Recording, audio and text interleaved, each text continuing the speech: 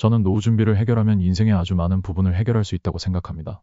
저축과 예금만으로는 인플레이션을 따라갈 수 없습니다. 어쩌면 저축을 하고 있어도 가치가 하락하는 것과 마찬가지일 수 있습니다. 그만큼 노후 준비는 인생에서 매우 중요한 과제라고 생각합니다. 오늘은 지난 11년간 돈을 모으는 과정부터 자산을 형성한 과정을 간단하게 이야기해 보려 합니다.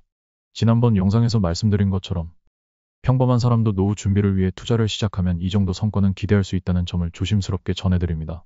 제가 생각하는 노후 준비는 원금을 보존하면서도 계속해서 불어나는 것입니다. 돈을 나이 들어서까지 모으다가 모은 돈을 없어질 때까지 쓰는 것은 상당한 위험이 있다고 생각합니다. 왜냐하면 노후에는 어떤 일이 일어날지 아무도 모르기 때문입니다.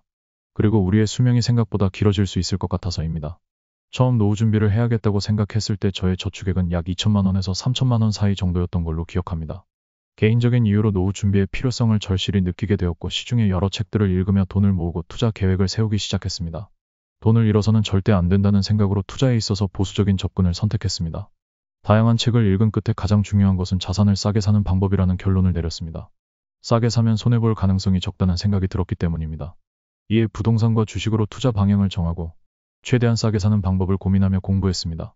주식과 부동산 모두 같은 관점에서 투자를 하였고 싸게 매수한 후 월세나 배당을 받고 가격이 오르면 파는 방식을 계속 반복했습니다. 이러한 전략을 꾸준히 유지하며 자산을 점진적으로 불려나갔습니다.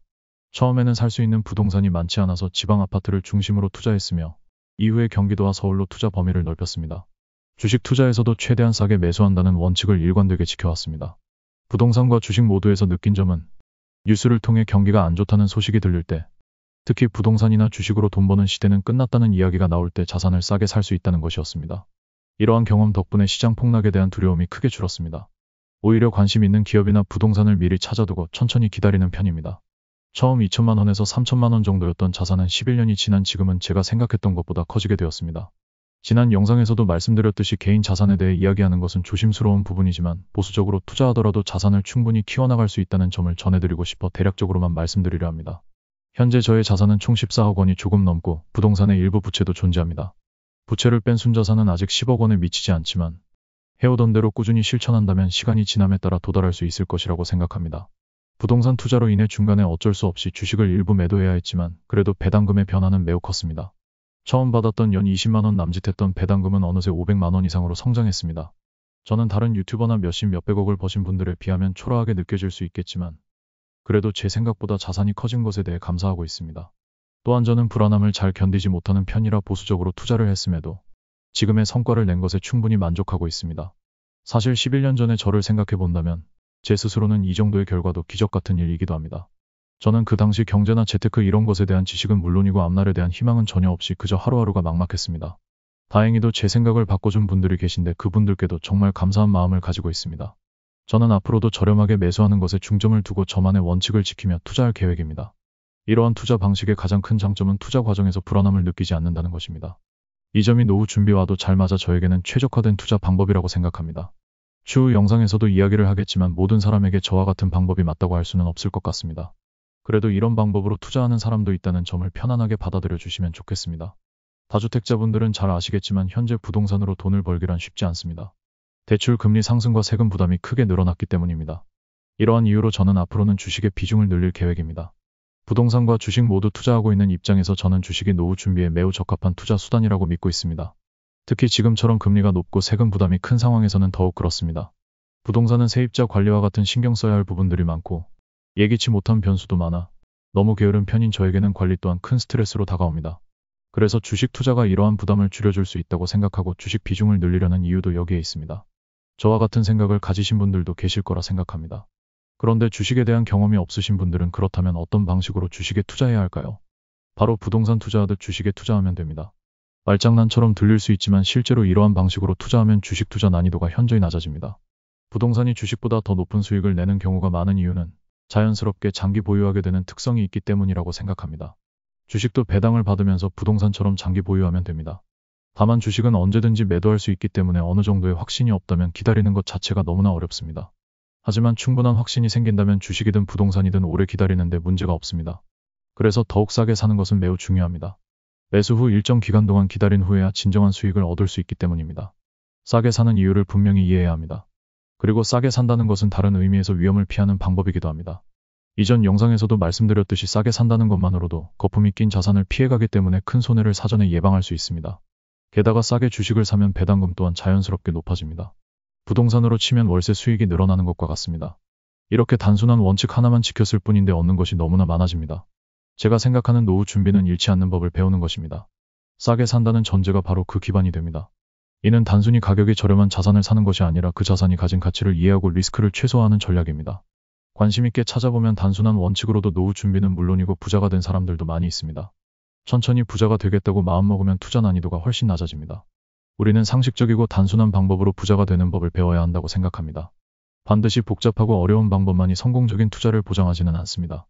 스페인의 성공한 가치 투자자 파라메스는 굳이 2m 높이의 장애물을 넘으려 하지 않는다. 대신 가볍게 넘을 수 있는 30cm 높이의 장애물을 찾는다 라고 말했습니다. 투자에서도 마찬가지입니다. 주변에서는 너무 높은 장애물을 넘으려는 시도를 많이 합니다. 물론 잘 되면 좋겠지만 실패했을 때의 리스크가 크다는 점도 간과할 수 없습니다. 저는 쉽고 단순한 원칙만으로도 충분히 수익을 낼 수 있다고 생각합니다. 역설적이게도 너무 큰 수익률을 바라지 않는 것이 수익을 내는데 더 큰 도움이 되었습니다. 저는 노후 준비를 하면서 느낀 점들을 전자책에 정리했습니다. 어찌 보면 투자 방법을 체계적으로 정리한 책이라고도 할 수 있습니다. 이렇게 전자책을 만든 이유는 사람들이 투자에 대해 많은 오해를 가지고 있기 때문입니다. 대표적으로 두 가지 유형의 사람들이 있습니다.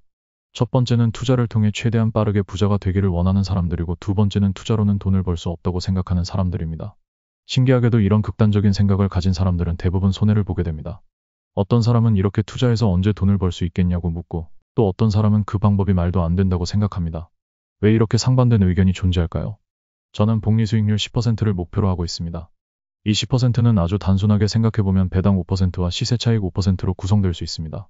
과연 이 목표가 과도한 것일까요? 저는 그렇지 않다고 생각합니다. 빠르게 부자가 되고 싶어하는 사람들은 이 목표가 너무 낮다고 느끼고 반대로 투자로 돈을 벌 수 없다고 믿는 사람들은 이 목표조차 무리하다고 생각합니다. 결국 두 부류 모두 손해를 보게 됩니다. 무리한 투자는 손실로 이어지고 아무것도 하지 않으면 인플레이션으로 인해 자산 가치가 하락합니다. 게다가 기회가 와도 기회를 모르고 지나쳐 버리게 됩니다. 저는 이러한 오해를 조금이나마 풀어드리고 싶어 전자책을 만들었습니다. 투자는 생각보다 많은 지식을 요구하지 않지만 기본적인 지식은 반드시 필요합니다. 전자책에는 제가 직접 실천하고 있는 투자 방법을 담았습니다. 저는 책에서 다룬 방법 외에 다른 투자 방식을 따르지 않습니다. 그 정도만으로도 충분하다고 생각합니다. 이 영상을 통해 전자책을 소개하는 이유는 단순히 판매 목적만 있는 것은 아닙니다. 정말 필요한 분들이 이 책을 통해 도움을 받았으면 합니다. 제 영상을 보신 분들은 아시겠지만 투자 자산을 싸게 사려고 노력한다는 것 그리고 기다리는 것 말고는 크게 특별한 노하우나 비법은 없습니다. 저는 단순한 방법을 꾸준히 실천하며 수익을 내고 있습니다. 투자에서 중요한 것은 엄청난 비법이 아니라 기본적인 원칙을 꾸준히 지키는 것입니다. 투자를 하는 데 있어 최소한의 기본적인 지식과 더불어 왜 이런 방식이 투자에 적합한지 이유를 설명하고자 전자책을 만들었습니다. 그리고 누군가에게는 이 기본적인 원칙조차 지키기 어려울 수 있게 이를 돕기 위해 만들었습니다. 대부분의 투자자들은 주식을 처음 접하면 단기 투자에 빠지기 쉽습니다. 그런 정보들이 눈에 들어오고 자신을 금방이라도 부자로 만들어줄 것 같기 때문입니다. 그러나 확률적으로 단기 투자로 돈을 벌 확률은 정말 낮습니다. 앞서 말했듯이 굳이 높은 장애물을 넘으려 하지 않아도 된다고 생각합니다. 우리가 뭔가를 진정으로 안다는 것은 결과만 보고 판단하는 것이 아닙니다. 예를 들어 우리는 적게 먹으면 살이 빠진다거나 운동을 하면 건강해진다. 이런 단순한 개념을 누구나 알고 있습니다. 그런데도 실제로 다이어트에 성공하는 사람은 많지 않습니다. 분명히 알고 있는데도 쉽지가 않은 건 왜일까요? 알고 있는 것과 실천하는 것은 너무나 다르기 때문입니다. 우리가 알고 있다고 생각한 그런 개념들도 실제로 해보는 것은 완전 다른 이야기입니다. 투자 또한 직접 해보면서 왜 이렇게 해야 하는지에 대한 이유를 찾는 것이 투자를 꾸준히 지속할 수 있는 방법이라고 생각합니다. 만약 저와 비슷한 생각을 가지신 분들이라면 이 책을 통해 도움을 받을 수 있을 거라 생각합니다. 다음 영상에서는 투자 성향에 대한 이야기를 나눠보려고 합니다. 사람마다 적합한 투자 방식이 있다고 생각합니다. 자신만의 성향을 찾는 게 무엇보다도 중요합니다. 내용이 너무 길어질 것 같아 자세한 이야기는 다음 영상에서 나누겠습니다. 시청해 주셔서 감사합니다.